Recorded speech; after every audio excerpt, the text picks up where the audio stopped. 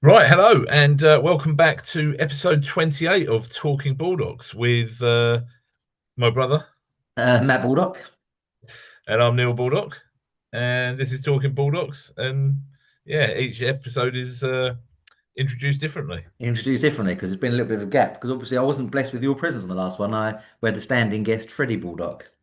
We did, yes, we had, He did a sterling job. yeah, fantastic episode. I think it's been quite a popular one actually. Yeah, it has. Don't take that in any certain way that the popular one where you're not here. Um, no, I won't. Don't worry. Fine. I was gonna give you some shit, but then I thought it's probably You not couldn't great think of to it. You couldn't tear think of you and anything. Freddie down. You couldn't think of anything to say. So that's fine. Right. So, as we do just generally talk Bulldogs, we'd never planned this beforehand. However, being the 7th of May, I've dated it there, so you've got to get it out in a reasonable time. Um, I think it'd probably be a bit remiss not to talk about the Renters' Rights Act Mm. and kind of what that means for agents. Because I have heard. Listen, we'll start this by saying we're big fans of agents having lettings businesses. That's probably the hill we'll die on, is that we don't believe you're building a business unless you have something to sell. Um, Fair enough to say. I will caveat that bit. In my old age, I'm getting a little bit more understanding, saying unless you're running another vehicle on the side, you need a retirement plan. However, I've had a few agents kind of go with the Renters' Rights Act coming in. Oh God, I'm glad I don't do lettings, or people thinking even about getting out of lettings. And I just think it's a very short-sighted kind of viewpoint because for me, the Renters' Rights Act has actually brought in lots of opportunity rather than lots of pain points. Yeah, no, 100%. I mean, I think, yeah, we're big advocates. Obviously, we've got a big lettings business. We've sort of built our business around that, and we're big advocates of that. Um, what I would say as well, though, is I don't think it's a business to be toyed at. If you're going to go into lettings, um, you know you go into it, and there's different levels of worth to a lettings portfolio, and I think that's something we should talk about as well, because quite a lot of the time people come and say, oh, I've got 10 properties that I manage and it's worth X amount, and it's really, if you've got 10 properties that you manage, it's not really worth more than a drink. There's no Yeah. systems, there's no team running it. So I think there's varying levels, but I absolutely agree with you. I think there's two things to consider. One is that you don't want it to be a massive distraction if you are like just a pure sales agent, a one man or woman band, and that's all you kind of do and want to do. But there are vehicles now, and plenty available, to be able to have a lettings business and not have to do all the compliance and everything else. And now, like going back to the Renters' Rights Act, it's the biggest opportunity I think we've had as agents for a long, long time, because landlords need us now more than ever. And that is starting to show in the market, with lots of more let only landlords being open to a conversation about management, because they simply don't have the knowledge to keep up with this sort of ever changing legislation.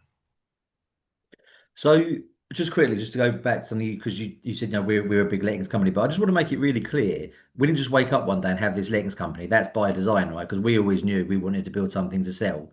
So sometimes I think, oh, it's easy to talk about lettings because you do lettings. Well, no, that's been the plan. We had that foresight in the early days. That's what we wanted to build. Um, but just talk to me a bit more because you gave a really good soundbite there. But like, just a bit more about what the opportunities are for agents in a bit more depth, a bit more detail, and kind of, yeah, why agents should be looking at this as an opportunistic time rather than oh fucking hell, this is more aggro. Because, sorry, I will let you talk, but some people are trying to compare it to like when we had the tenant fee ban.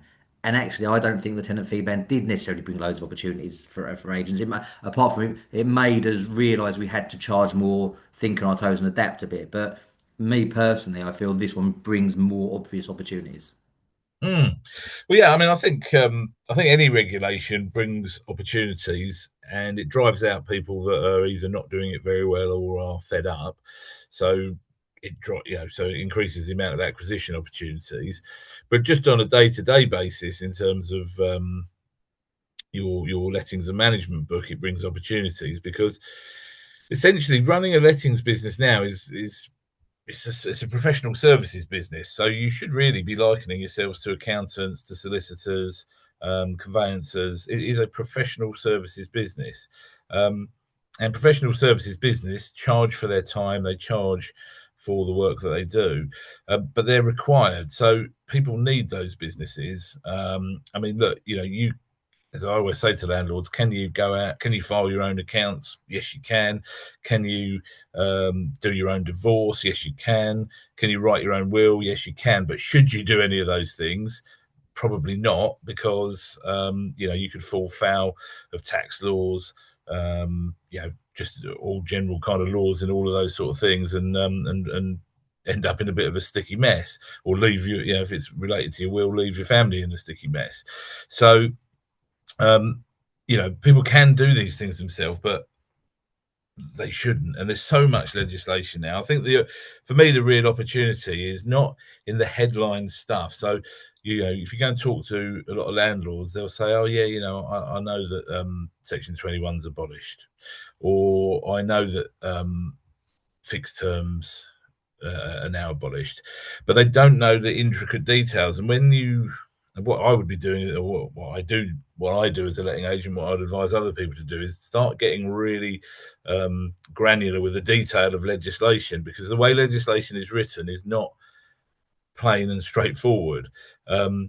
It looks it, but you really have to look at the intricate way things are worded, and that's where landlords don't don't do that. They just see whatever's in the headlines. They read the kind of the headline stuff, but the devil is in the detail. And so, for instance, with this information leaflet that's got to be sent out by the 31st of May, everybody, lots of landlords are saying, "Oh, I've sent that out. I've sent them a link to it." You can't do that. It's got to be a PDF, and it's got to be sent via email or in the post.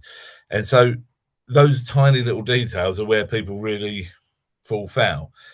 So that's where I see a massive opportunity for agencies, is in providing a professional services business and educating their landlords. And you've got to challenge them. When they say, "Oh yeah, no, I know about that," you've got to sort of challenge them on those details, because you're, number one, you're helping them to do the right thing, even if they're not going to use you. But the more conversations you have like that, people will start saying, "Bloody hell, this is a minefield. Like, how much is it going to be for you to manage this?" Hmm. Yeah, no, most definitely. And I think the and his point there is you kind of having the conversations. I think probably like with any messaging, you need to say it more times than you really you think you do. So just give a couple of examples. We've got two friends of ours who are managed landlords of ours. Um, I was speaking to one just a little bit before the Renters' Rights Act came into and he was talking about his tenant. He said, "Oh, but they've got this much left on their tenancy, haven't they?" And I said, "Well, no, you do know they haven't, because that's come to an end." He goes, "Oh, what do you mean? What do you mean?" And then he instantly went, "Oh, look, you take care of that anyway, don't you?" I said, "Fine." And I got a text message from another one of our friends a couple of days ago, just saying, "These new rules that came in a couple of days ago, are you looking after me on that?" We're like, "Yeah." And we put out loads of content, right? We've emailed them all, we've spoke to us, so we've told. So if landlords that are in your funnel and your managed landlords, if some of them are even missing it, the amount of kind of let only do it yourself landlords that don't know about it is huge. So Mm. I don't think there's any don't just put out one kind of Facebook post or one Instagram post. You have to continually be talking about it, and talking about it till you probably think you've spoken about it too much. Because yeah, there's a lot of people out there that still don't know the rules and the regulations. Yeah, 100%. And to become an expert in something, you don't talk about it once. As you say, you repeat it over and over again, and you spend a lot of time on it. And so, yeah, I mean, I would be making lots and lots of content about the Renters' Rights Act, and the fact that it came in on the 1st of May and we're now on the 7th of May doesn't mean we're 7 days in, we don't talk about it anymore. We're going to be talking about this for a long time to come, because it is here. And look, you've got to think, it's been years and years and years since you had to start protecting deposits. It's been years since the tenant fee ban now, but yet we still have conversations with landlords who haven't protected the deposit correctly or have charged a tenant a fee that they shouldn't have done. So, you know, this is going to go on for years and years that we're going to have to be advising landlords.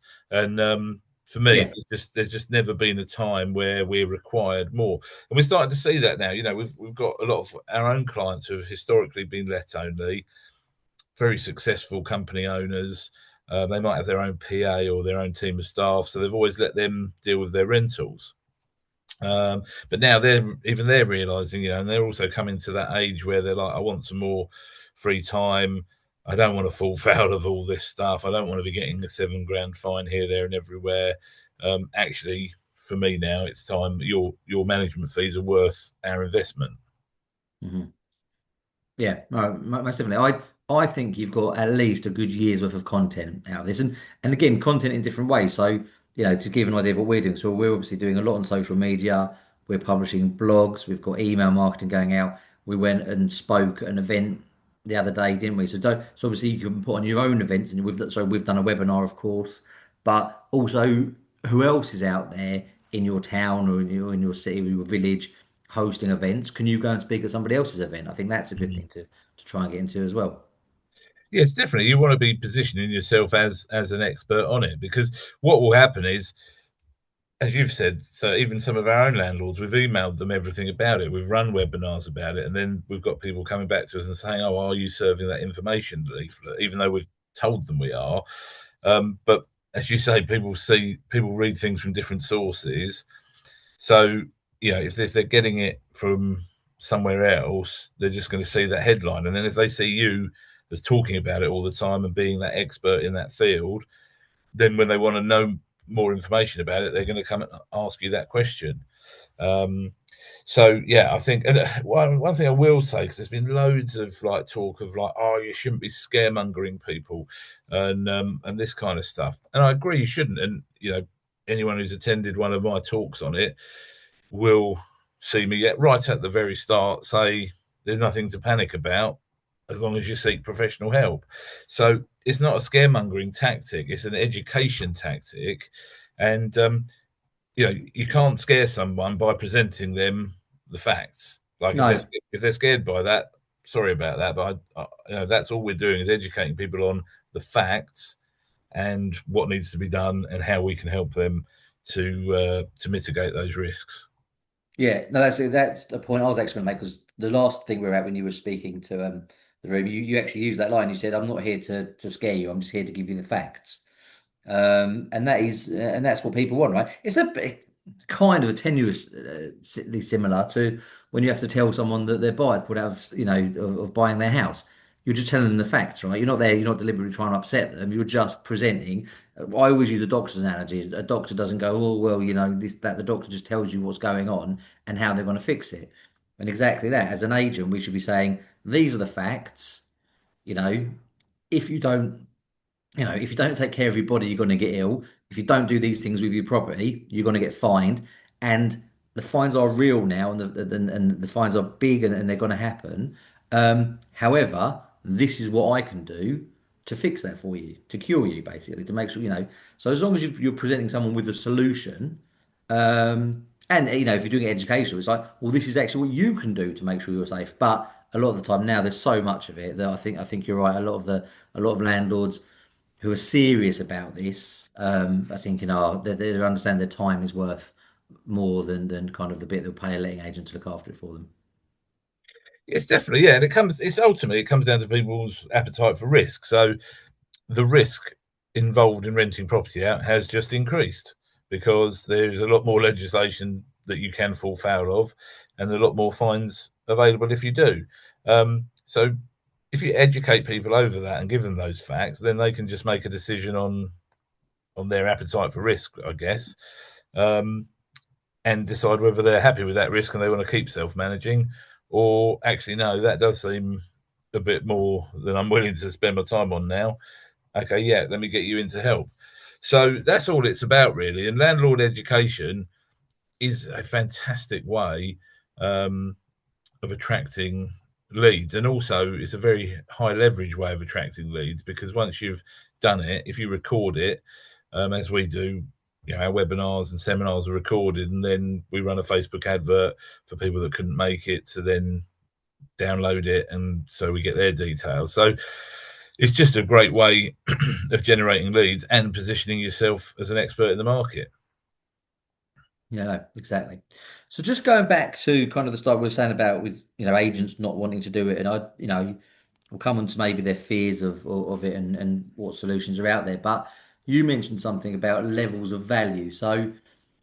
If So it's not something to be toyed with, right? Much like we don't think actually being a landlord now is a hobby anymore, and that's what we think we've seen is a lot of accidental landlords exit the market, but now the serious ones are still here. We don't seem to be seeing an exodus of landlords now. I think that's happened. Whoever was going to go to a certain extent has gone. Um, so there are still landlords. So number one, if you don't do lettings at all, is there any point? Because are there any landlords out there still? Well, we've just had one landlord buy 300 properties and give us 150 of them. So there are landlords out there still buying, right? There's definitely plenty of landlords still out there investing. Okay, fine. So yes, there is a market for you. But for those that think, oh, this is great, I'll get 10 under management and sell it for £500,000. What I always think really to have you want to get to around that 50 under management mark, but you might think it's more or less. I don't know. Well, there's no answer. It all depends on many, many different factors, because everything is, depends what's worth it to someone. Someone to give us 10 properties, um, but we've got to look after them. We've got no relationship with them. Probably it's not worth like a massive revenue multiple. Whereas if someone comes along and says, I've got 100 and it's run by a member of staff, and so you can just take it on and plug them into your systems, then that is going to be worth money, because frankly, every time we acquire something, I don't want another job for myself. So Cool. that's and again, but that changes at the time of your business journey as well. So like, now, yes, we would acquire 50 properties, 10 properties. It'd just be different prices we paid for them. But we'd probably rather acquire 150, 200, 300 at a time, because we're accelerating the size of our company now.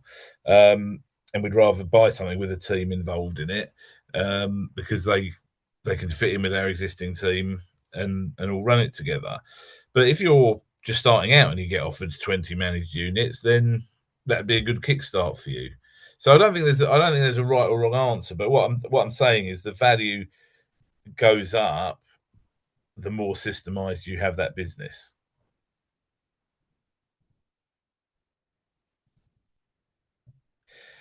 I think the camera's frozen, which is Sure. quite. Okay. Fair enough. I can still see you. Oh, good. You completely froze.